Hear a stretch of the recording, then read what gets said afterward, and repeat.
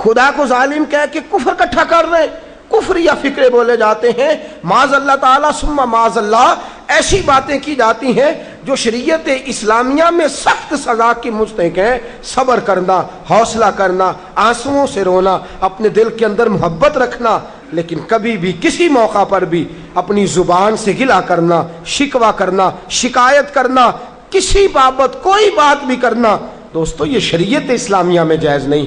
صبر کریں، صبر کا پہاڑ بن جائیں۔ ان اللہ مع الصابرین، اللہ صبر کرنے والوں کے ساتھ ہے، اللہ صبر کرنے والوں کو جزا دیتا ہے۔ اور حضور نے فرمایا جب بھی تم پہ کوئی مصیبت آئے، الذین اذا اصابتہم مصیبہ قالوا انا للہ و انا الیہ راجعون، جب بھی کوئی مصیبت آئے پڑھا کرو انا للہ و انا، صرف فوتگی کے وقت نہیں، صرف فوتگی کے وقت نہیں، جب بھی کوئی مصیبت آئے کیا پڑھنا ہے؟ انا للہ و انا الیہ۔ اور یاد رکھیے مصیبتیں اللہ کے پیاروں پر آتی ہیں۔ 500 سال فرعون نے دعوی خدائی کیا ہے معاذ اللہ، 300 سال فرعون کا حال یہ تھا کہ ننگے پاؤں کانٹوں پہ چلتا تھا اور اس کے پیر میں کانٹا بھی نہیں چبھتا تھا۔ فرشتے کہتے ہیں یا اللہ یہ کیا ہے؟ وہ تو اور ڈٹ جائے گا کہ میں خدا ہوں۔ فرمایا مہلت دے رہا ہوں۔ جو بیمار ہوتے ہیں وہ اللہ کے فرما بردار ہوتے ہیں، ان کو تو ساتھ ساتھ تھوڑی تھوڑی تکلیف دے کے اللہ معاف کرتا رہتا ہے، ورنہ ڈھیل دیتا۔ ایک صحابی ہیں، طبقات ابن سعد میں روایت ہے، ایک صحابی اپنی بیوی سے کہتے ہیں پانی لاؤ، رات کا وقت ہے، آنکھ کھلی تو کہتے ہیں اٹھ پانی لا، بیوی پیالے میں پانی لائی، سو گئے، آنکھ لگ گئی۔ فرما بردار بیوی ساری رات پانی لے کے کھڑی رہی، ساری رات۔ کبھی سنتے تھے ہم بھی بزرگوں سے کہ بیویاں ایسا کرتی ہیں، کبھی سنا کرتے تھے۔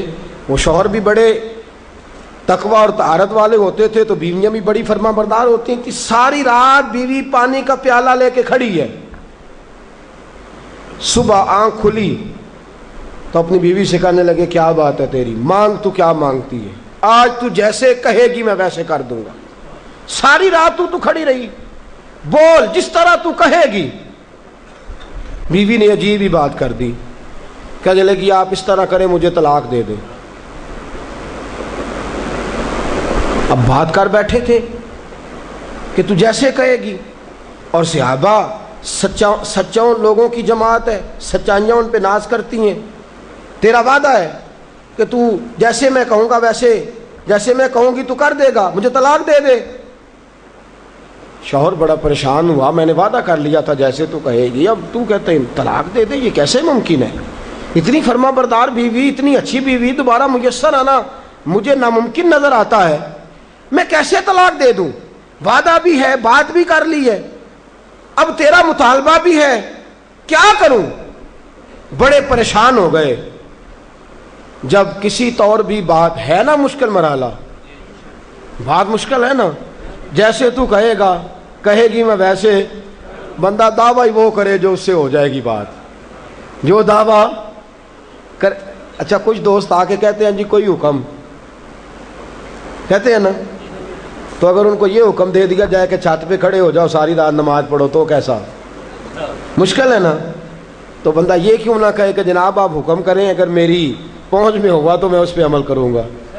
اور پھر اگر حکم سنایا جائے نا، میں تو کبھی کبھی جو دوست قسم کے میرے تعلق والے لوگ ہیں وہ کہتے ہیں نا کوئی حکم، تو میں کہتا ہوں پہلے پکی بات کرو، پورا کرو گے نا، ایسے نہیں حکم کرا لینا چاہیے، پہلے پکی بات کرو، کر لو گے جناب کوئی حکم کسی قسم کا، حالانکہ ایسا ہو سکتا۔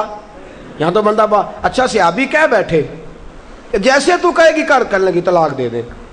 بڑے پریشان ہوئے، کہنے لگے ایک موقع دیتی ہے، صبح چلیں گے حضور کی بارگاہ میں اور ہم دونوں اپنا مسئلہ پیش کریں گے، پھر جیسے اللہ کے نبی فرمائیں گے ویسے کر لیں گے۔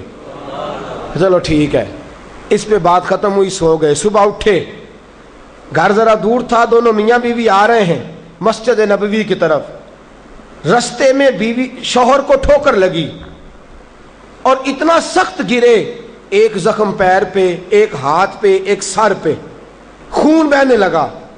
بیوی کہنے لگی اٹھیے اور گھر چلیے، مجھے طلاق نہیں چاہیے۔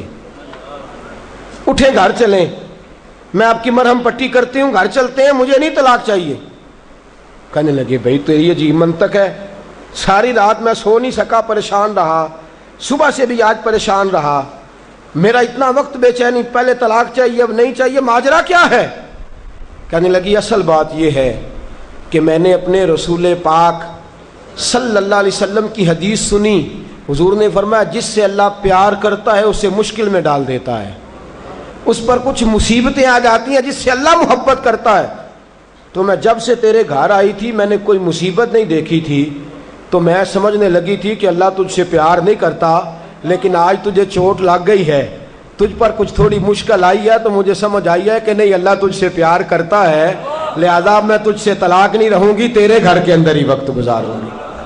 آپ اندازہ فرمائیے کہ یہ مصیبت آنا اور صبر کرنا کتنی اعلیٰ بات ہے کہ صحابہ ڈھونڈ رہے ہیں، تلاش کر رہے ہیں کہ جس پر مصیبت آ نہیں رہی وہ تو بڑا عجیب آدمی ہے، جس پر مشکل آ نہیں رہی وہ تو بڑا جو ہے وہ اللہ تبارک و تعالیٰ کا کہیں نافرمان نہ ہو۔ حضرت ام سلمہ رضی اللہ تعالیٰ عنہ فرماتی ہیں میرے شوہر حضرت ابو سلمہ رضی اللہ تعالیٰ عنہ بڑے شفیق، بڑے مہربان، بڑی اچھی طبیعت والے، بڑا پیار کرنے والے، خیال رکھنے والے، فرماتے میں سمجھتی تھی مدینے کی سب سے سکھی عورت میں ہوں۔ ان کا طریقہ یہ تھا کہ مسجد سے جب واپس آتے نا تو جو نبی کریم صلی اللہ علیہ وسلم سے سن کے آتے آ کے مجھے بھی سناتے، جو سن کے آتے آ کے مجھے بھی۔